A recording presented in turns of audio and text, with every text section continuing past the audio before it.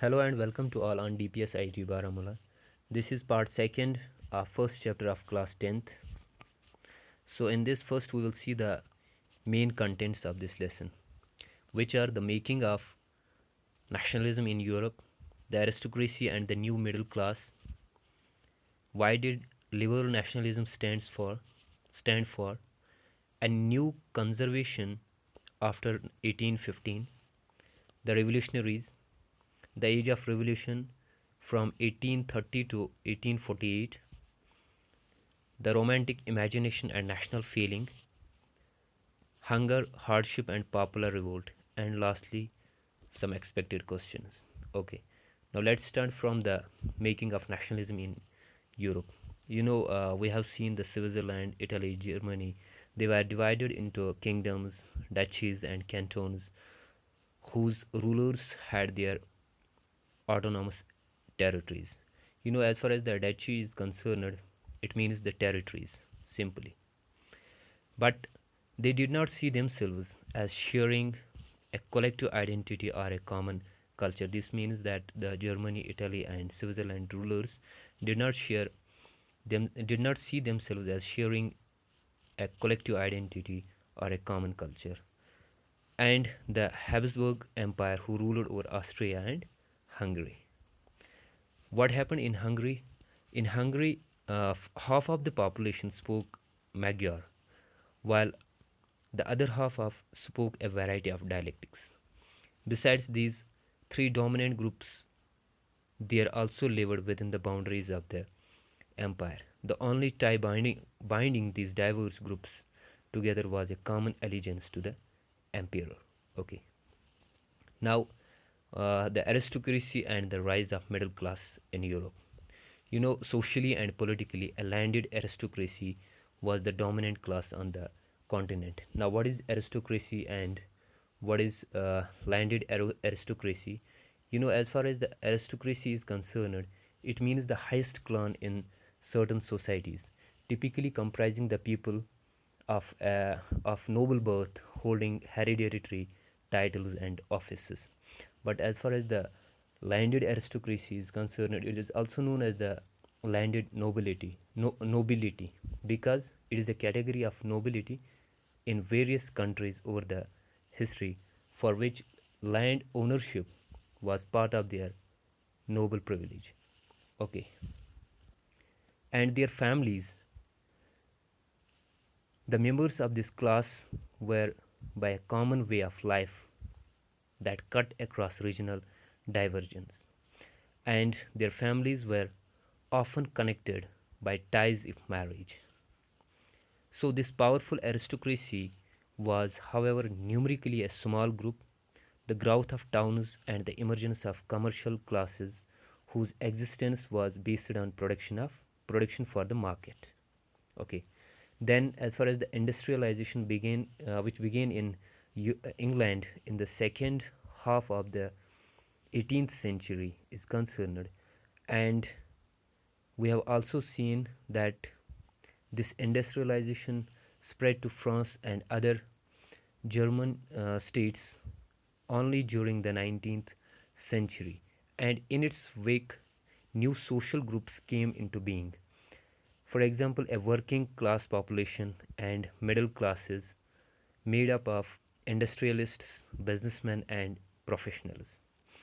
It was one among the it was among the educated, liberal middle classes that ideas of national unity following the abolition of aristocratic privileges gained popularity in Europe. Okay. Then, what did liberal nationalism stands for? In the early 19th century, Europe were closely allied to the ideology of liberalism. But what is this liberalism? It has been derived from the Latin word liber, which means free. So, liberalism stood for freedom for the individual and equality of all before the law. And it emphasized the concept of government by consent.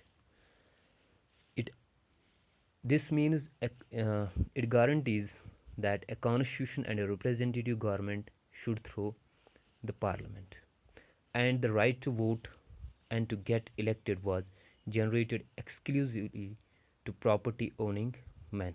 This was uh, in the Europe as far as the liberal nationalism is concerned. Okay, then the men without property and all women were excluded from the political rights. So, women and non propertied men and women organized opposition movements demanding equal political rights. Okay, then the abolition of state, which imposed restrictions on the movement of goods and capital, also came out.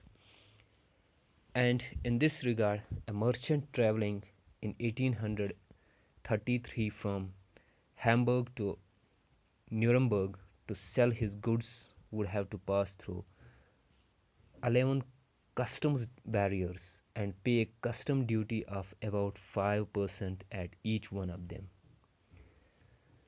And obstacles to economic exchange and growth by the new commercial classes who argued for the creation of a unified economic territory allowing the unhindered movement of goods, people, and capital. Thus, the Union lastly abolished tariff barriers and reduced the number of currencies from over 30 to 2. Okay. Then we have a new conservation after 1815. Following the defeat of Napoleon in 1815, European governments were driven by a spirit of conservatism. Now, what is this conservatism? It means the holding of political views that favor free enterprises, private ownership, and socially conservative ideologies or ideas. Or, in simple, we can say that it is a commitment to traditional values and ideas which with oppositions to change or innovations.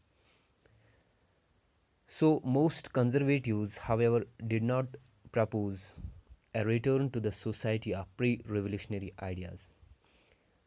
That modernization could, in fact, strengthen traditional institutions like monarchy. Monarchy simply means that it is a form of government with a king at the head. Okay. Then a modern army, an efficient bureaucracy, and a dynamic economic economy, and the abolition of feudalism and serfdom could strengthen the autocratic monarchies of Europe. Okay. And in 1815, representatives of European powers such as Britain, Russia, Prussia, and Austria, who had collectively defeated Napoleon, met at Vienna to draw up a settlement for Europe. And the Bourbon dynasty, which had been deposed during the French Revolution, was restored to power, and France lost the territories it had annexed under Napoleon.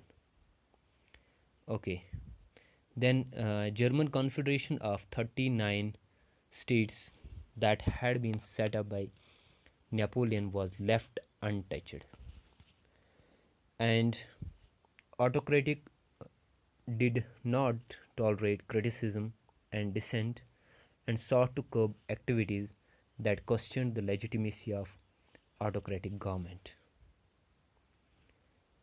Now, coming to the revolutionaries, you know, during the following during the years following 1815, the fear of repression drove many liberal nationalists underground.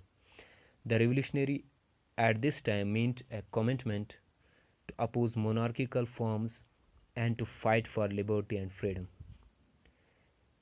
Giuseppe Mazzini, born in July in 1807, he became a member of the Secret Society of the Carbonari. But he was sent into exile in 1831 for attempting a revolution in Liguria. And Mazzini believed that God had intended nations to be the natural units of mankind. The sacred societies were set up in Germany, France, Switzerland, and Poland. Metternich described him as the most dangerous enemy of our social order. Okay. Then the Age of Revolution from 1830 to 1848.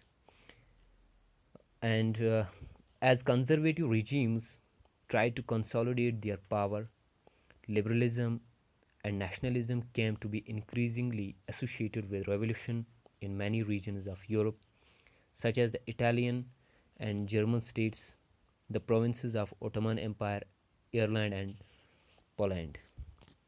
When the France sneezes, Metternich once remarked, the rest of the Europe catches cold. Okay. An event that mobilized national feelings among the educated elite across Europe was the Greek War of Independence. And Greece had been the part of Ottoman Empire since the 15th century. So Greeks living in exile and also from many West Europeans who had sympathies for ancient Greek culture. Then the romantic imagination and national feeling. The development of nationalism did not come about only through wars and territorial expansions. Culture played an important role in increasing the idea of the nation. Art and poetry, stories, and music helped express and shape nationalist feelings. Let's look at Romanticism, which means that a culture movement which sought to develop a particular form of nationalist sentiments. Romantic artists and poets generally criticized the glorification of reason and science and focused instead on emotions, institutions, and mystical feelings. Other romantics were through folk songs, folk poetry, folk dances that the true spirit of the nation. National feelings were kept alive through music and language. We have Karol Korpensky, who celebrated the national struggles through his operas and music, turning folk dances like the Polonaise and mazurka into nationalist symbols. As far as the language is concerned, language too played an important role in developing nationalist sentiments, and for that, Russian language was imposed everywhere. Many members of the clergy in Poland began to use language as a weapon of national resistance. And as a result, a large number of priests and bishops were put in jail or sent to Siberia by the Russian authorities as punishment for their refusal to preach in Russians. Now coming to the hunger, hardship, and popular revolt. In 1830s, the 1830s were years of great economic hardships in Europe because the first half of the 19th century saw an enormous increase in population, and in most countries there were more seekers of job than employment. So population from rural areas migrated to cities to live in overcrowded slum. And food shortage and widespread unemployment brought the population of Paris out on the roads. And National Assembly proclaimed a republic, granted suffrage to all adult males above 21, and guaranteed the right to work. But earlier in 1845, weavers in Silesia had led a revolt against contractors who supplied them raw materials and gave them orders for finished textile. Similarly, on 4th June at 2 p.m. in the year 1848, a large crowd of weavers emerged from their homes and marched in pairs up to the mansion of their contractors demanding higher wages. Okay. Then the contractors fled with his family to a neighboring village, which however refused to shelter such a person. And at last he returned 24 hours after having requisitioned the army. In exchange that followed, 11 weavers were shot. Okay, now coming to the expected questions. The first is define aristocracy, then evaluate the liberal stand with regard to nationalism. These are the two questions you have to think on them and try to solve them. So this was all about in this part second. Keep search part third of this lesson. Bye bye.